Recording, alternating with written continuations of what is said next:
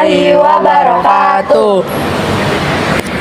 Halo semuanya, kami dari kelompok 5 akan melakukan observasi di Museum Bank Indonesia. Sebelumnya perkenalkan kami terlebih dahulu yuk. Yang pertama ada Nama saya Alifah Said. Nama saya Safina Aprilia Kirana. Nama saya Rofia Dewi Ramadhani. Nama saya Tri Lestari. Nama saya Tara Claudia Effendi. Nama saya Dian Mahira. Oke, langsung aja yuk ikutin perjalanan kita. Sekarang kita lagi menaiki kereta MRT dari stasiun Lebak Bulus menuju stasiun ASEAN.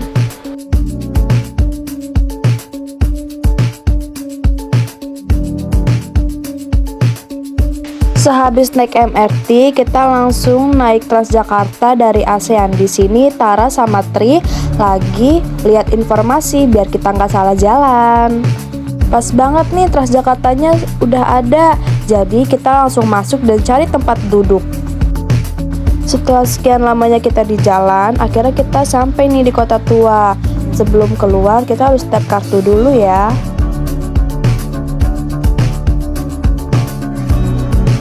Kita sudah sampai di Kota Tua nih teman-teman. Kita nyampe di sini sekitaran jam setengah 12, jadi masih panas banget Kota Tua. Nah, sekarang kita lagi naik tangga menuju pintu masuk untuk beli tiket dulu sebelum masuk ke dalam museum. Sekarang kita sudah sampai di loket tiket museum nih. Jadi sebelum masuk ke dalam, kita harus melakukan pembelian tiket terlebih dahulu. Harga tiket masuknya kalau nggak ada kartu pelajar itu harganya 5.000. Tapi kalau ada kartu pelajar, tiketnya gratis alias nggak bayar sama sekali. Sekarang kita sudah berada di dalam gedung museum nih. Sebelum masuk lebih jauh, kita harus melakukan pengecekan tiket terlebih dahulu sebagai syarat masuk. Nah, kalau kita perhatikan di sisi sebelah kiri, terdapat patung sejarah yang sangat penting. Patung ini mengabarkan masa penjajahan yang pernah terjadi, khususnya berkaitan dengan sejarah perbankan di Indonesia. Setelah tiket dicek, sekarang kita bisa mulai keliling museum. Yuk kita lanjut masuk lebih dalam buat lihat koleksi bersejarah yang menarik.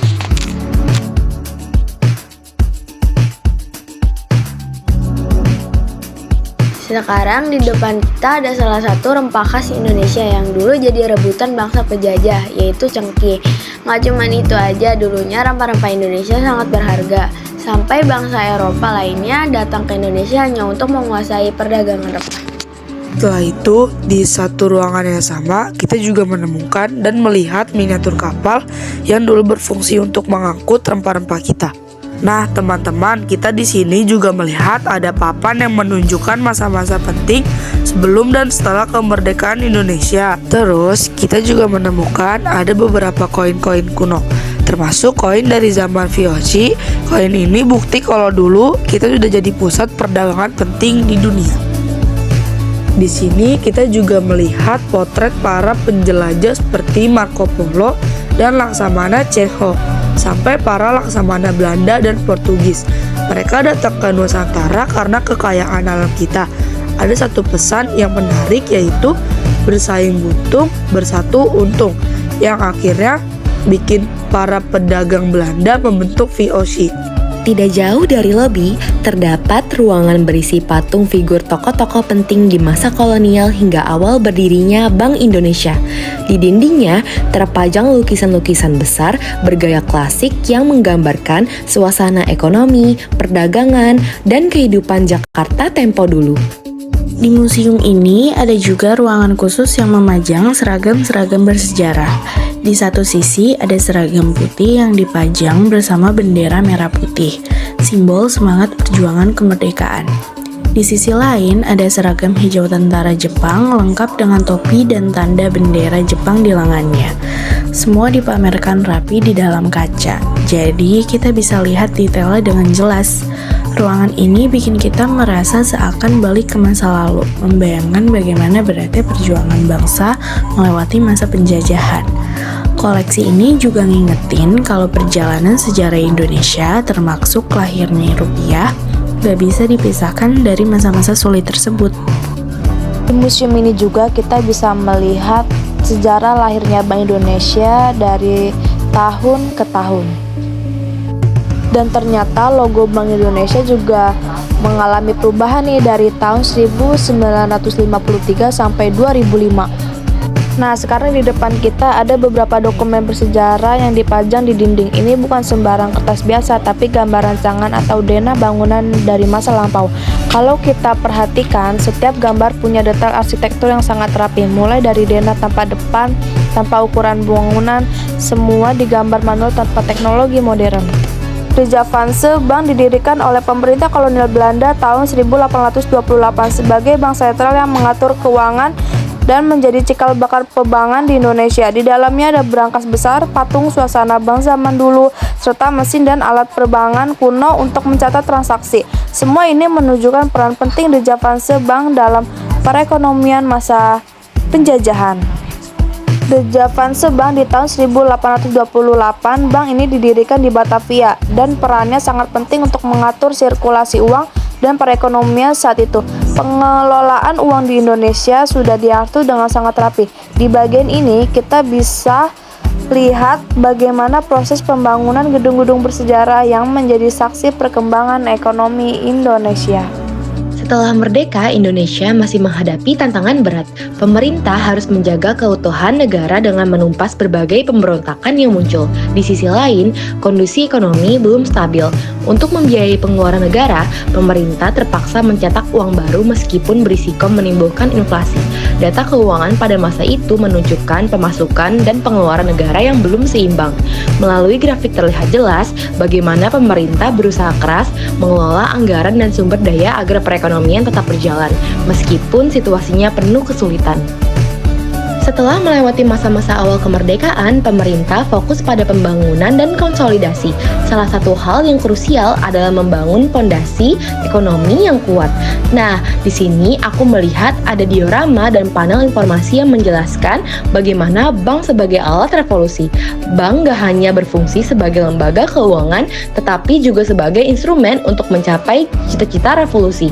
Salah satu bukti perjuangan ini adalah bagaimana bank-bank swasta diubah menjadi bank negara dengan tujuan utama membantu program pemerintah dan berjuang melawan kepentingan ekonomi kolonial. Untuk mencapai kesejahteraan, kita tidak bisa hanya bergantung pada skala nasional, tapi juga harus mengoptimalkan potensi yang ada di daerah kita masing-masing. Di bagian ini, aku menemukan diorama dan visual yang menggambarkan berbagai kegiatan ekonomi lokal yang sudah ada sejak zaman dahulu. Ada pengrajin batik, di mana setiap detailnya menunjukkan ketekunan dan warisan budaya yang luar biasa.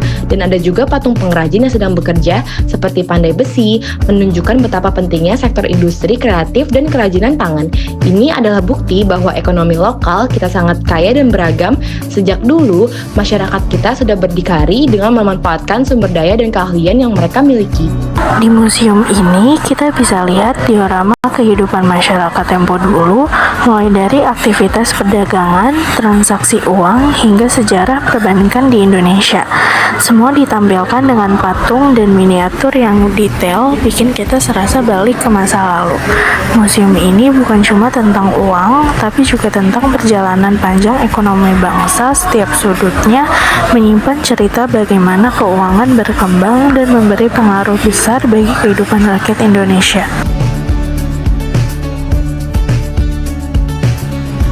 Di ruangan ini tersedia layar sentuh dan panel digital yang bisa dieksplorasi oleh pengunjung. Lewat media interaktif ini, informasi tentang sejarah perbankan dan moneter jadi lebih mudah untuk dipahami, sekaligus seru untuk dicoba.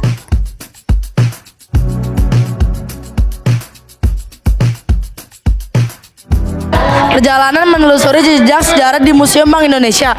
Dari koleksi mata uang kuno, peta yang menunjukkan berbagai titik penting, hingga benda-benda bersejarah yang penuh cerita seperti motor, sepatu, tas, dan kacamata. Setiap artefak di museum ini membawa kita kembali ke masa lalu dan memberikan gambar penting perkembangan ekonomi dan perbankan di Indonesia. Museum Bank Indonesia menyoroti reformasi pasca krisis tahun 1999 sampai 2002. Periode ini mencakup penetapan tugas Bank Indonesia melalui undang-undang baru, perbaikan sistem perbankan, dan perannya dalam mengatur valuta asing. Selain itu, Bank Indonesia juga berperan sebagai administrator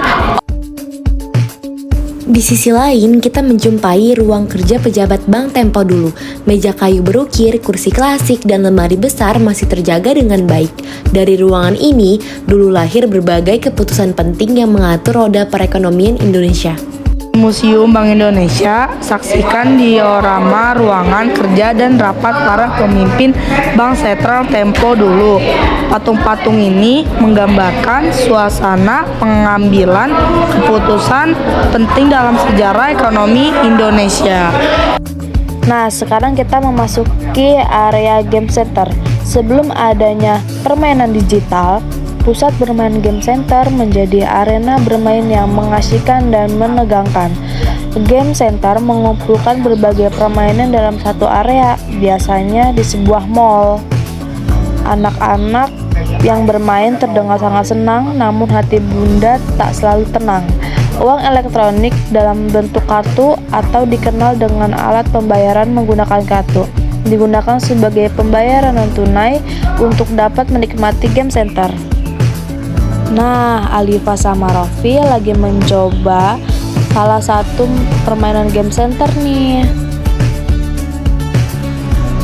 Di Museum Bank Indonesia ada ruangan interaktif penuh warna mirip arena bermain. Ada lintasan kecil, dekorasi balok, dan lampu neon yang keren. Di sini kita pengunjung bisa belajar soal uang dan bank sambil main dengan cara seru dan santai. Museum Bank Indonesia menampilkan berbagai permainan tradisional. Sebagian dari pemeran khusus permainan yang sering ditampilkan di antaranya ada enggrang, bakyak, dan congklak. Selain itu, ada juga permainan tradisional lainnya yang kadang ditampilkan untuk melengkapi koleksi dan memberikan edukasi kepada pengunjung. Deretan tokoh-tokoh penting, mereka adalah para gubernur Bank Indonesia dari masa ke masa. Kerennya, melihat bagaimana para pemimpin ini telah berkontribusi besar untuk perekonomian negara kita. Di dinding sebelah kiri, kita bisa melihat para gubernur pertama seperti Bapak Sajrudin Prawinegara hingga Bapak Radius Prawiro. 4 ruangan berisi patung figur tokoh-tokoh penting di masa kolonial hingga awal berdirinya Bank Indonesia. Di dindingnya terpajang lukisan-lukisan besar bergaya klasik.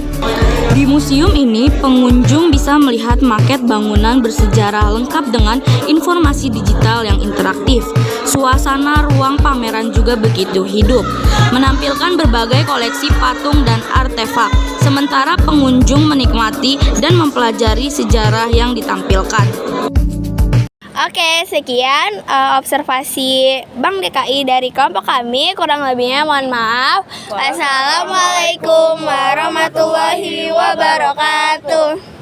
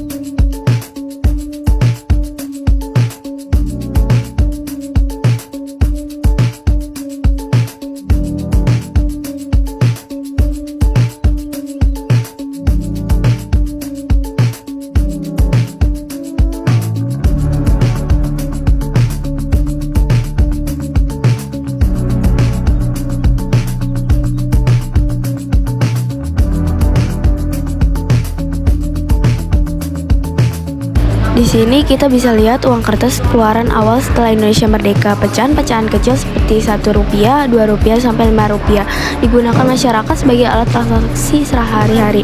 Desainnya sederhana tapi punya makna besar karena menjadi simbol berdirinya negara baru. Ada uang kertas dengan gambar presiden pertama kita, Insinyur Soekarno. Kehadiran gambar tokoh bangsa pada uang kertas ini menunjukkan identitas nasional sekaligus memperkuat semangat persatuan di awal kemerdekaan. Selain itu ada juga uang kertas dengan pecahan yang lebih besar seperti 10, 25, bahkan Rp100.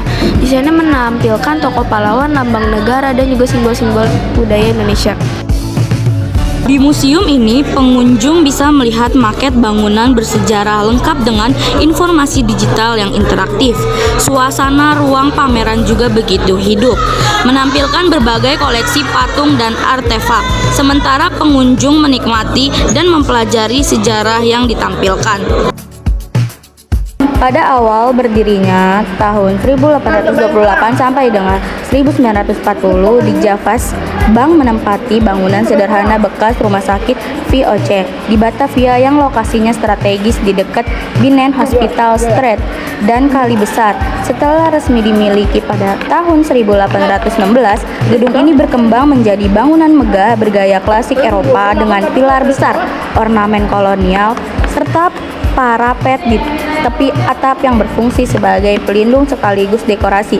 Arsitektur ini menjadi di Javas, bank tidak hanya berperan sebagai pusat ekonomi tetapi juga simbol kekuatan dan kemegahan pada masanya. Oke, sekian observasi Bank DKI dari kelompok kami. Kurang lebihnya mohon maaf. Assalamualaikum warahmatullahi wabarakatuh.